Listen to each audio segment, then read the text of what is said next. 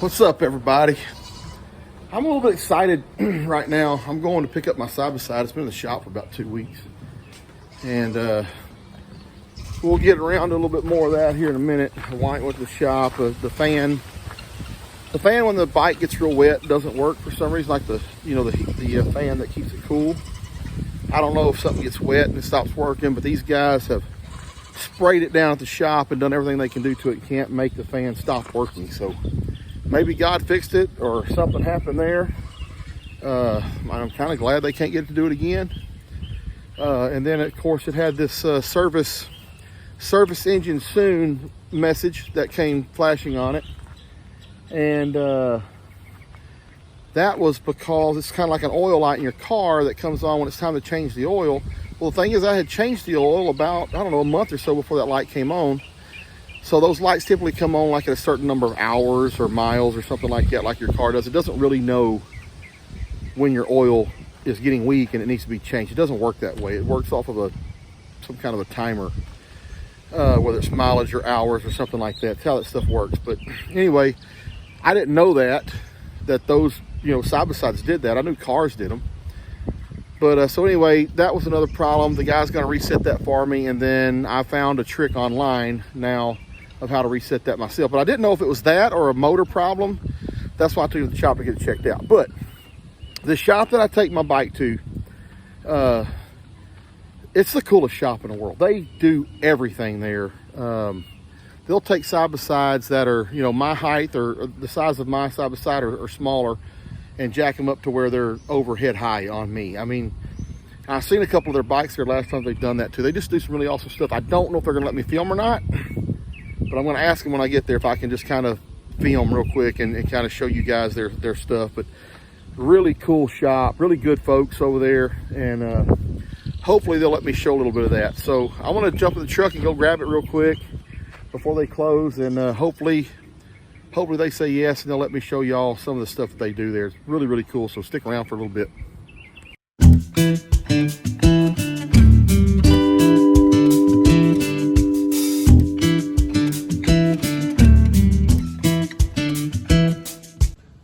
All right, guys, so they are gonna let me do a little video, and she just went out there to get somebody to kind of walk with me. Look at these things. These are Banshee. What are these things called? Banshee, yeah, Yamaha Banshees. It's a desert type four-wheeler thing on the cheek. But look at the mufflers. I bet you that would be super, super fast. Golly. That is awesome. All right, there's some desert sand tires. She's getting somebody. He'll be here with us in just a minute. They do some really cool stuff here. I can't wait for y'all to see some of the bikes they got outside. The biggest one that was here last time is not here right now, but there's some more awesome stuff out there.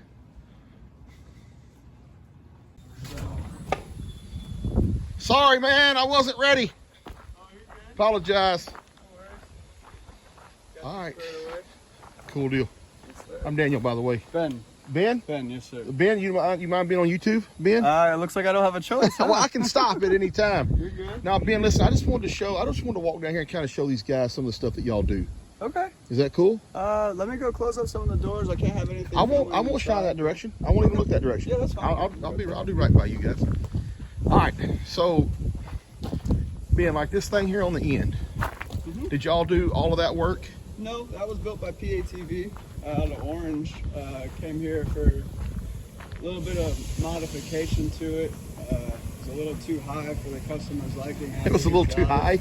Yeah, I bet it was. His axle angles were a little too steep for what he was desiring, so he kept having some boot issues, so it's here to drop it down, redo a little bit of the suspension. Guys, look at that. Look at that thing. Look at that.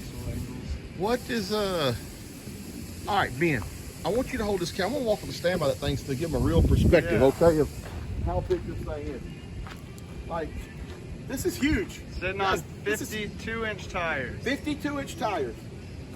Golly. So, all right, this is going to be a stupid question, and you may not know exactly ballpark. If you was gonna do something like that to a machine, what would that cost you? Not the machine, just to do the outfit on it. Outfit. Well, I know most of the stuff that we're doing. And y'all got to clutch them, and y'all got to do all that stuff Yeah, to you them, gotta right? do clutch, you gotta do diff, steering racks, transmission, axles, drive shaft. 20 grand? At least. 20, At least? 20 to 30. Yeah. And the machine costs 20 to 30 already. Yes, sir. So Yeah. you got $40 to $60,000 in that somewhere right there. Yes, sir. Goodness gracious, man! And what is this? Ooh. So that's a Athena. That's going to be a bounty build. That's just a straight race bike. So that's all just for going deep and fast through a hole. That's all it's for. So that's not even like a. That's not like a Can-Am or a. No, that's a Polaris. Oh, that's a Polaris. That's Polaris a Pro Razor. XP, yeah, Razor Pro XP. Goodness gracious! All wrapped And how up. did PCF built all that. how do the axles even hold up to tires like that without just? They got to shatter axles a lot. That's where we come into play. We're That's what y'all do. Manufacture all these axles, all the ball joints that are running them on these big tires, the transmission gearing and stuff. That's all where we come into play. Something breaks, we figure out why it broke and got to make it a little bit stronger. So all these are running big long axles with extra width, but the less angle you run, the better they hold up. And then we've got special internals, upgraded bars, all the material and metallurgy we do in these. Before I leave, can I bring my little side-by-side over here and park next to those? Sure. Well, you got a little Defender right there. It's pretty similar to what yours looks like. Well, mine's a little bit bigger than that. Come A on. little bit bigger. But yeah, they definitely eat up the stock buggies for sure. Guys, look at this Stock right here. plus. Look at that. And so we done figured 40 to 60 in that first one. What are we looking at here on the second one? Just That ballpark, one's something to speak. probably. That one's got full motor build, full race tune. That one's probably up there at 50 to 60. What do these people do for a living, man? Goodness gracious. don't I guess know. if that's your hobby, Yeah. you know, I got a boat. I guess I can't say nothing. I got a boat that. You bust out another 1,000 every time you ride it, so we all know how that goes.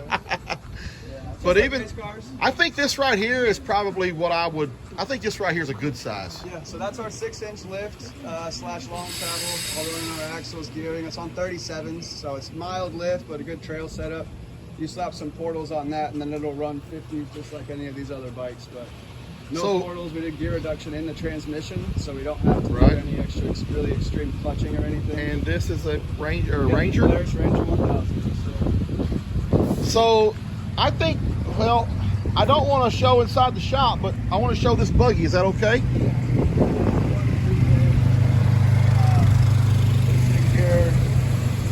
This customer brought us this thing, bone stock. He had just purchased it from a pipeline company, and it was silver. We did the lift, wheels, tires, powder coated everything, wrapped all the plastics black, powder coated the bumper, did a couple other suspension things. He picked it up, took it to the audio shop. It's got all custom interior. All custom interior. Oh All wow. the seats have been redone. You It's got gotta a be starlit kidding me. dash up, a starlit roof up in the top. That's Turn leather. everything on. This It's all is- Cantera. Oh look at. Well, y'all can't see that. Can't really the see lights. that, but it's oh, got I a- can a little bit. Yeah, lights. It's got the starlight roof, all Wow. southern closures on the bottom side, full touchscreen Bluetooth deck, light bars front and rear. Gosh. It's got all the light pods, lights going around the portals and everything. So Jeez, man, that's awesome. yeah, he's probably got close to 40 in this one after the Golly. buggy itself. Man, y'all do some really awesome stuff here, but I'm going to cut this real quick, and then we're going to talk about my buggy here in a minute. For sure. Okay, guys. When I bought my side-by-side, I was like, man, that thing sets up tall. It sets up way off the ground. Like, that is awesome. And compared to everything else they had at the lot, my side-by-side was the cream of the crop at the lot. But look at look at that. Look at that.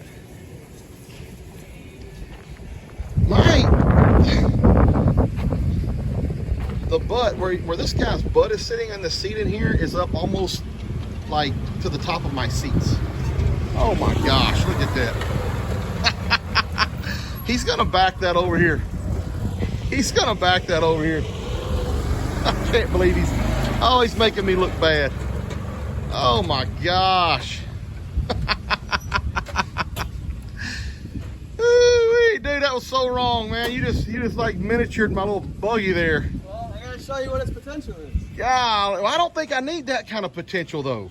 So I don't think that's quite the potential. that you don't need all of that, but everything from here down. This is our long travel kit, 6-inch lift / long travel. So I got it set to where you can run shock brackets to give it a lift, or with no shock brackets and make it wider to run it in a long travel setting. Oh, So okay. with that, minus the portal box, you'd be able to get a softer ride, clear bigger tires, make it a little bit wider, get better track width on it. But that's going to be the most thing. But that I need these things here on the wheels too, though, right? I have to have those. Not at all. Oh, I don't need to have those. No, so look, with the other setups you were looking at over there, the smaller ones, you could run up to like a 35 or 36-inch tire, not really need too much aside from clutching, and then be able to get a little bit more width, a little bit more height out of it without having to run the crazy big tires and the portals and everything. All right, so this other one you had down here, this one that said the Bruise Crew, Bruise Crew, yes sir. what would I need to do to kind of get, is that the same? Same exact kit, but for a Polaris. Oh, it's the same exact kit for Polaris. Yep, so that's oh, our that's the 6-inch. Can-Am. That's why you brought that over there, because it's just like my bike. Yep. That's the Defender. Okay, so is That's that our what mine would suspension. look like with the kit that you just told me about? Mine would look similar to this? Yep, similar stance, similar height, everything. Oh, Depending okay. on what size tires, obviously the bigger the tires, the more lift you're gonna get. but Yeah. It would sit similar to this. All right, what would something like that cost me? My 6-inch kits are running $67.50. That's axles, tie rods, ball joints, suspension, powder coat.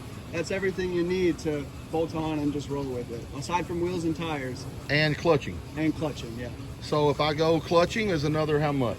Clutching, you can get away with doing just some weights and a spring. They do sell billet clutches, but there are some companies for about $450, $500. Okay, so we're not quite, there. we're about 7,000 Yeah, now, and then tires and 7,000. rims, another couple of grand.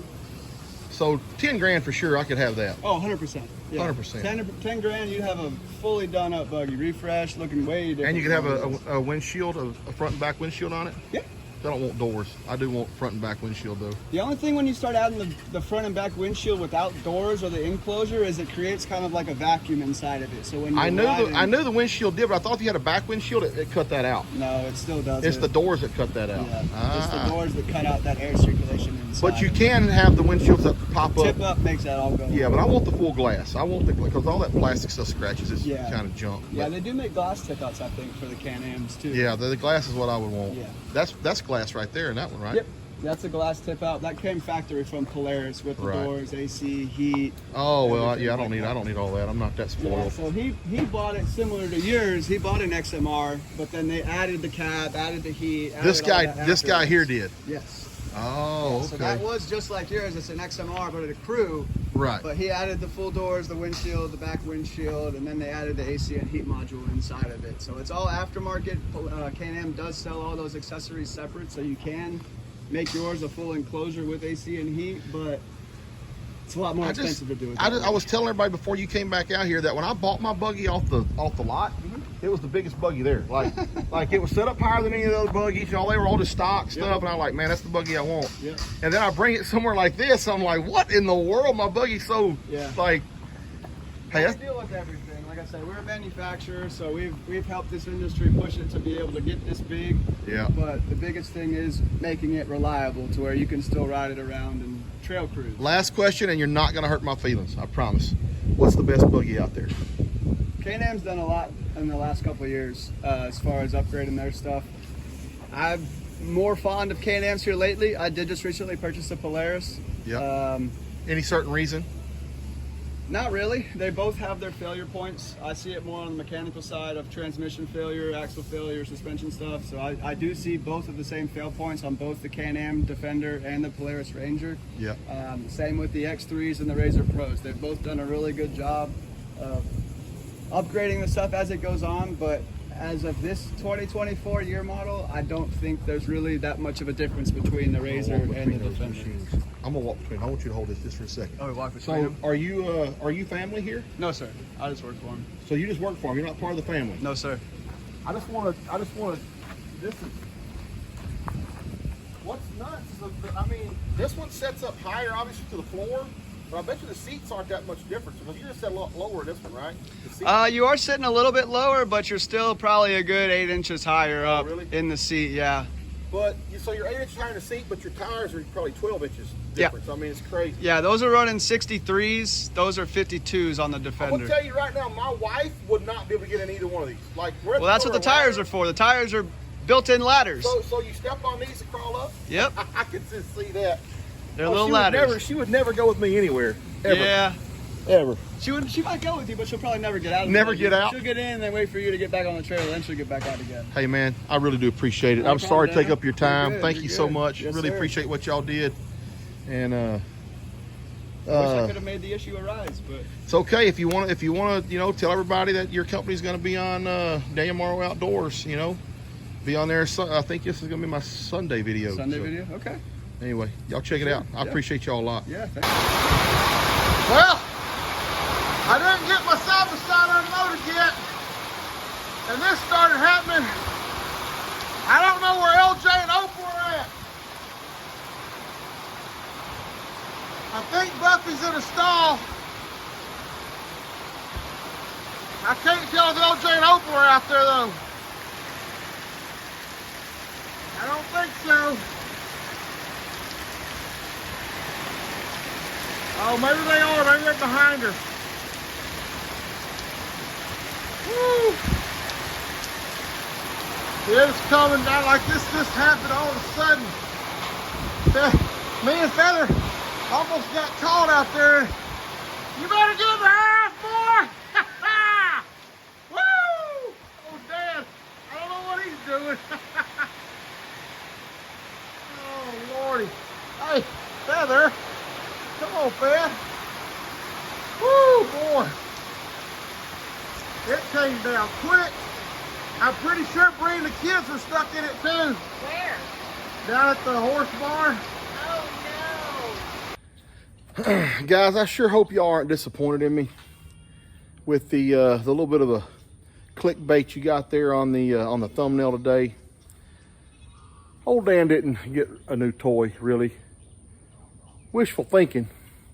But I sent that picture to Lou, Jake, and Bree, and Laramie, and everybody, and I said, y'all look at my new toy or something like that. And Bree was like, you wish. And Jake was like, that won't fit in your garage. And Lou said something about, oh, that would be, or no, Lou said, oh, I'll take it. So I had to respond back to Lou, and I said, hey, look, I said, if we didn't have a boat, we could probably have this, but since we do have a boat, we can't have both. So anyway, she said, well, we should probably stick with the boat. So anyway, sorry about the clickbait. I still got my ride that I'm very happy with, and I like this ride. We might as well do a little ride around real quick since we've already got the side-by-side out. I don't know that LJ and Opal come up during that rain a minute ago. She don't look wet. She must have been in that. Look at LJ, you little pervert. Get off of her, LJ! Dadgummit!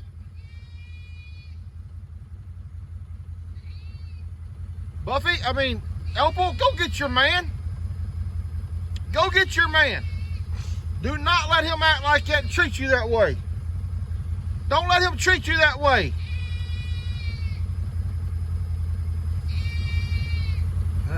That guy's something else. Opal, go get him. Down there being a little horn dog with a different species. Anyway, she don't look wet, so I guess they were in the stall. I just couldn't see them out there earlier when it was raining. Get off over, LJ, sicko. There's a sicko is what you are. There, goats hollering everywhere.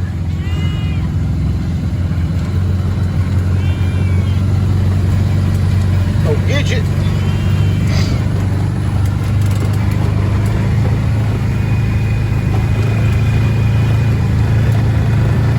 Oh, I tell you what, there's some grass back here this year. Oh, we never come back and burn that pile right there.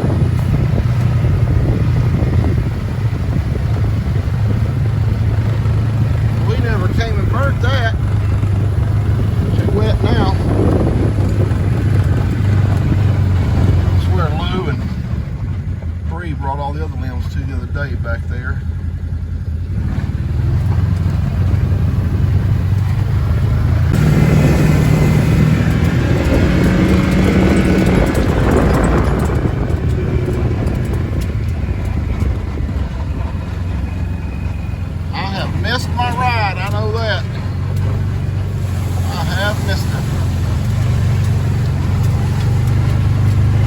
camping. Dad's asked me to kind of mow down here around Camp Heidi, and haven't been able to do that. Every time you think it's dried up enough, here comes another rainstorm. Gotta look at pretty down here, just needs to be mowed.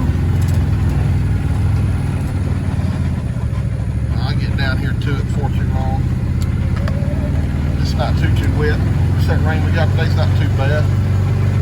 Somebody try to get down here this weekend and mow it. We need to drag all that out here and burn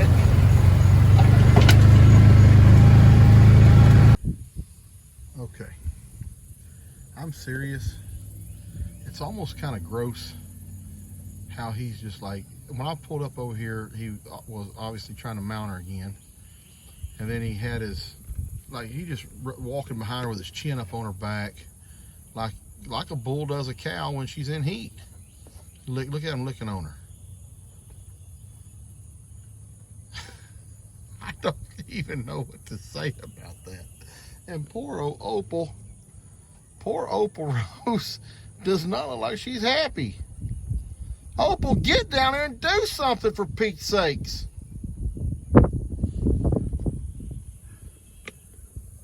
And Buffy, I don't know why she just putting up with it.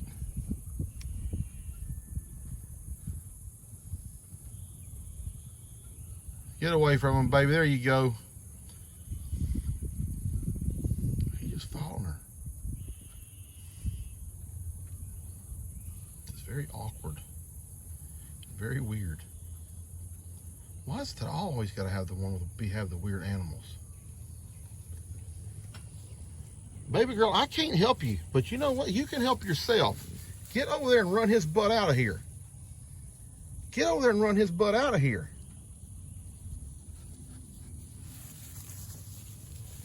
What's the matter with you two? LJ, I don't like you being a pervert like that to my little sweet horse. And I don't like you putting up with it. You're supposed to be innocent. She's literally just eating the heads off that grass. The seed heads. That's funny. I've never seen an animal do that before. She's literally just picking the heads off of it. You got plenty to eat out there, don't you?